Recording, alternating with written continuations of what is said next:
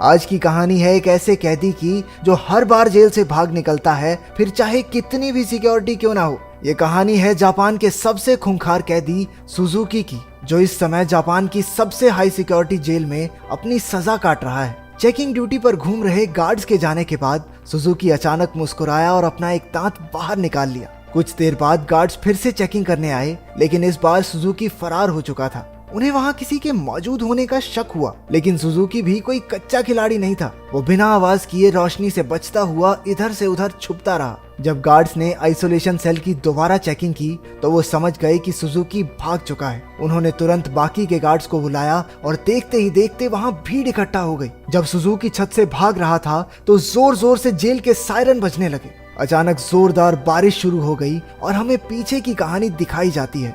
12 साल पहले कुछ कैदियों को एक जेल में लाया गया था। उनमें से एक सुजुकी भी था जो वहां 10 साल की सजा काटने आया था। क्योंकि वो कभी कुछ बोलता नहीं था तो सबने मान लिया कि वो शायद गूंगा है। उसकी छाती पर माउंट फिजी का उल्टा टैटू भी था। सुजुकी उस समय भी जेल से भागने के लिए मशहूर था और अब तक 3 बार ऐसा कर चुका था। इसके बाद सुजुकी को एक छोटे से कमरे में लाया गया जहाँ सिर्फ एक रोशनदान था। उसने रोशनदान को ध्यान से देखा। उसके दिमाग में जरूर कुछ चल रहा था। बाहर गार्ड ने जेल के वार्डन मिस्टर कानीमुरा से कहा कि सुजुकी इस बार तो हरगिज नहीं भाग पाएगा, लेकिन जैसे ही उसने शीशे से देखा सुजुकी तो पहले ही गायब हो चुका था। वार्डन ने पूरे शहर को घेरने के ऑर्डर्स दिए ताकि सुजुकी किसी भी हालत में बच ना पाए, लेकिन गार्ड्स ने तो उसे 20 ही मिनट में पकड़ लिया। पता नहीं क्यों पर सुजुकी ट्रेन की पटरी पर सीधा भागता जा रहा था। इसके बाद उसे फिर से उसी कमरे में कैद कर दिया गया, लेकिन इस बार उसके हाथों में हथकड़ियां थी। जब एक गार्ड ने अंदर झांक कर देखा तो सुजुकी मुंह पर चादर ओढ़े सो रहा था। गुस्से में उसने सुजुकी को चादर हटाने को कहा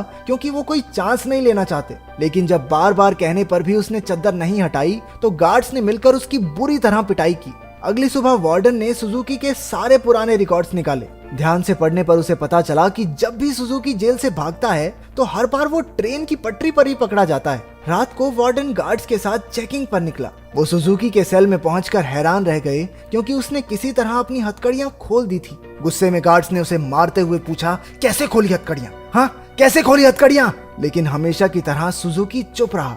एक बार फिर से उसकी जमकर धुलाई हुई। एक दिन सुजुकी एक छोटी सी तार से खेल रहा था जिसे किसी तरह छुपाकर वो जेल के अंदर ले आया था। सवाल ये उठता है कि वो इस तार को अंदर लाया कैसे? मुंह में छुपा के? ना, गू में छुपा के। इसी तार की मदद से वो अपनी हथकड़ियां खोलता था। कुछ दिन बाद वार्डन 1 हफ्ते की छुट्टी पर अपने घर चला गया।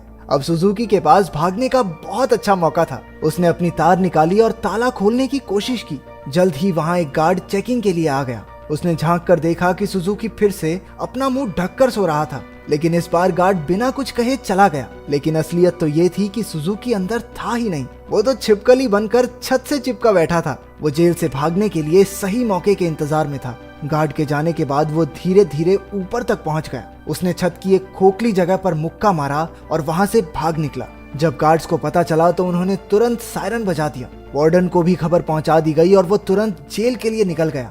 अगली सुबह पुलिस वाले सुजुकी को पकड़ने का प्लान बना रहे थे। तभी वार्डन भी वहां पहुंच गया। उसने कहा कि सारे प्लान छोड़कर सिर्फ एक टीम पास की ट्रेन की पटरियों पर भेज दो। ऑफिसर्स को भी लगा, अरे बूढ़ा हो गया वार्डन, दिमाग सठिया गया इसका, अरे वो पागल थोड़ी है, हर बार सेम जगह जाएगा। लेकिन जब वार्डन ने उन्हें विश्वास दिलाया कि उसे 100% भरोसा है कि सुजुकी वहीं मिलेगा, तो उन्होंने उसकी बात पर भरोसा करके टीम भेज दी और उसकी बात सच भी निकली। सुजुकी को एक बार फिर से ट्रेन की पटरियों पर पकड़ लिया गया। जेल से निकलने में तो ये चाचा चौधरी बन जाता है, कंप्यूटर से तेज दिमाग। बाद में क्या हो जाता है इसे? क्योंकि वार्डन की सूझबूझ की वजह से सुजुकी पकड़ा गया तो उसके काम से खुश होकर उसे प्रमोट कर दिया गया। अब वो एक बड़ा ऑफिसर बन चुका था जो देश की सारी जेलों में जाकर कैदियों की हालत की चेकिंग करता था। उधर सुजुकी एक बार फिर से भाग निकला और फिर से पटरियों पर पकड़ा गया। हर साल उसे एक नई जेल में भेजा जाता जिसमें और ज्यादा टाइट सिक्योरिटी होती, लेकिन वो हर जगह से बचकर निकल जाता था।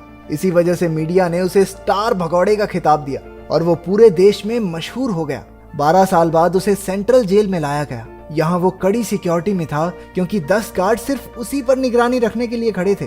उसका कमरा भी पूरी तरह सीमेंट से बना था और दरवाजे पर कई ताले थे। ये वही आइसोलेशन सेल है जो हमने कहानी की शुरुआत में देखा था।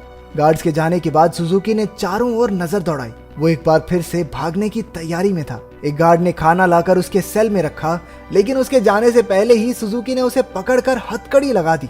गार्ड ने तुरंत सीटी बजा दी, जिससे कई और गार्ड्स वहां आ पहुंचे। उन्होंने मार मार कर उसकी बुरी हालत कर दी। होश आने पर सुजुकी ने दरवाजे से गार्ड्स को जाते देखा। उसके चेहरे से खून टपक कर लोहे की सलाखों पर गिर रहा था। अगली सुबह गार्ड्स ने उसकी हथकड़ियों पर कुछ और पेंच कस दिए ताकि इस बार वो उन्हें खोल ना पाए। जाने से पहले वो एक बार फिर से उसके शरीर की थोड़ी मेंटेनेंस करके गए। इसी तरह सुजुकी के दिन बीत रहे थे। वो जानबूझकर गार्ड से पंगे लेता, वो उसे मारते और फिर वो अपना खून लोहे की सलाखों पर टपकाता। एक दिन गार्ड्स ने उसे इतना मारा कि उसका दांत टूटकर गिर गया, लेकिन सुजुकी ने उसे उठा लिया और उसे देखकर अजीब तरीके से मुस्कुराने लगा। ऐसा लग रहा था जैसे ये सब उसके प्लान का ही हिस्सा है। इसके बाद सुजुकी दीवार पर अपने दांत से कुछ बनाने लगा। कुछ हफ्तों बाद सुजुकी ने एक और गार्ड पर हमला कर दिया। इस बार उसे सबसे खतरनाक सजा दी गई। उन्होंने उसे एक लंबी जंजीर से बांधकर ऊपर लटका दिया। 1 साल बीत गया और सुजुकी अभी भी सजा काट रहा था। उसकी हालत बहुत बुरी हो चुकी थी। शरीर सड़ने लगा था और उसके घावों पर कीड़े पड़ चुके थे। आखिरकार उस शाम गार्ड्स ने आकर उसकी जंजीरें खोल दी। पूरे 1 साल बाद उसे चैन की सांस आई थी। उधर पुराना वार्डन मिस्टर कानेमुरा वहां की जांच करने पहुंचा। उसने आइसोलेशन सेल में जाकर देखा कि सुजुकी की हालत बहुत खराब थी, लेकिन वो उसे नजरअंदाज करके वहां से चला गया। इसके बाद वही रात आई जहां से कहानी की शुरुआत हुई थी। जब बाहर बिजली कड़कने लगी तो सुजुकी ने अपने प्लान को अंजाम दिया। उसने अपना दांत निकाला और हथकड़ियों के पेंच खोलने लगा। असल में सुजुकी दीवार पर दांत से कुछ बनाता नहीं था, बल्कि वो तो उसे घिस घिस कर तीखा कर रहा था ताकि उसके इस्तेमाल से पेंच खोल सके। हथकड़ियों से आजाद होकर उसने दरवाजे पर जाकर लोहे की सलाखों को धक्का देना शुरू किया। लगातार खून टपकने की वजह से सलाखों पर जंग लग चुका था। कुछ ही पलों में सलाखें टूट गई और सुजुकी जेल से फरार हो गया। इसके बाद सुजुकी के जन्म की कहानी बताई गई। उसके पैदा होते ही उसकी माँ की मौत हो गई थी और उसका बाप जेल में सड़ रहा था। इसी वजह से वो अपने रिश्तेदारों के घर पला। एक दिन सुजुकी जंगल में प्रैक्टिस कर रहा था जब उसे दूर से एक आदमी आता दिखाई दिया। ये कोई और नहीं उसका बाप था। उन्होंने कुछ समय बातें की और तभी उसने अपने पिता की छाती पर माउंट फीजी का एक टैटू देखा। बदकिस्मती से जल्द ही वहां कुछ पुलिस वाले आ गए जो सुजुकी के पिता को पकड़ना चाहते थे। वो उन्हें देखकर रेल की पटरी पर सीधा सीधा भागने लगा। इस दिन सुजुकी ने कसम खाई कि एक ना एक दिन अपने पिता से जरूर मिलेगा। वर्तमान समय में सुजुकी फरार होकर एक बार फिर से पटरियों पर दौड़ रहा था। मिस्टर कानीमुरा ने पीछे से उसे रुकने के लिए आवाज दी और हैरानी की बात यह थी कि वो रुक भी गया। कुछ ही देर में गार्ड्स की एक टीम आकर उसे पकड़कर ले गई। देश की सबसे कड़ी सिक्योरिटी की जेल भी सुजुकी को नहीं रोक पाई, इसलिए मिस्टर कानीमुरा ने उसे धरती की सबसे खतरनाक जेल प्रिजन आइल में भेजने के ऑर्डर्स दे दिए। प्रिजन आइल किसी मामूली जेल की तरह नहीं थी। वो समंदर के बीचों बीच बनी थी जहां लगातार तेज बहाव रहता था और सबसे जरूरी बात वहां ट्रेन की पटरी तो बिल्कुल नहीं थी। और तो और समंदर शार्क्स से भरा हुआ था, इसलिए वहां से भागकर बच निकलना एकदम नामुमकिन था। जेल के अंदर के हालात भी इतने ही खतरनाक थे। पूरी जेल में चारों ओर हजारों गार्ड्स थे और अगर कोई कैदी भागने की कोशिश करता तो उसे देखते ही गोली मार देने के ऑर्डर्स थे। जब सुजुकी वहां पहुंचा तो उसे तुरंत उसके सेल में बंद कर दिया गया। वो कोई कमरा नहीं बल्कि कुछ रॉड्स थी जिन्हें सुजुकी के शरीर के आसपास ऐसे जोड़ दिया गया था जिससे भागना तो दूर वो हिल डुल भी ना सके। उधर कानीमुरा ने जेल की लाइब्रेरी में जाकर सुजुकी के बारे में जानकारी निकालनी शुरू कर दी। ढूंढने पर उसे कुछ पुरानी फाइल्स मिली जिन्हें वो पढ़ने लगा। उधर जेल में सुजुकी ध्यान लगाकर खड़ा था। हालांकि बाकी लोगों के लिए वहां से भागना नामुमकिन था, लेकिन सुजुकी के दिमाग में कुछ तो खिचड़ी पक रही थी। अचानक उसने अपने दोनों कंधों को डिसलोकेट कर लिया और उस छोटी सी जगह से सिकुड़कर धीरे धीरे बाहर निकलने लगा। एक कैदी ने उसे ऐसा करते देख लिया, लेकिन वो इतना नशे में भंट था कि कुछ बोल नहीं पाया।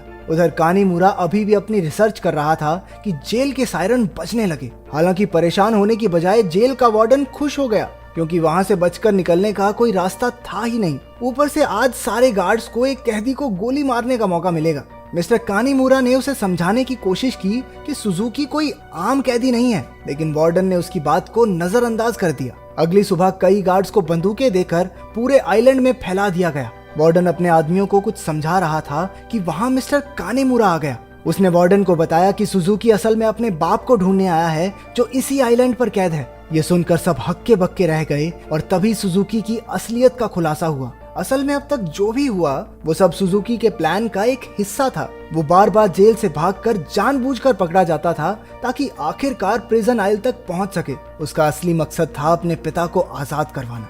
आखिरकार सुजुकी अपने पिता से मिला और एक दूसरे को इतने साल बाद देखकर दोनों खूब रोए। बदकिस्मती से मिस्टर कानीमुरा वार्डन और बाकी के गार्ड्स के साथ वहीं आ रहा था, लेकिन उनके पहुंचने से पहले ही सुजुकी उस बूढ़े आदमी के साथ गायब हो गया। सुजुकी अपने पिता को आइलैंड के छोर तक ले आया। उसने पहले से ही वहां एक पैराग्लाइडर तैयार कर रखा था। दोनों पैराग्लाइडर पर चढ़े और दूर उड़ गए। दूसरी ओर मिस्टर कानीमुरा ने एक बूढ़े आदमी से बात करने की कोशिश की जो सुजुकी के पिता के साथ ही कैद था।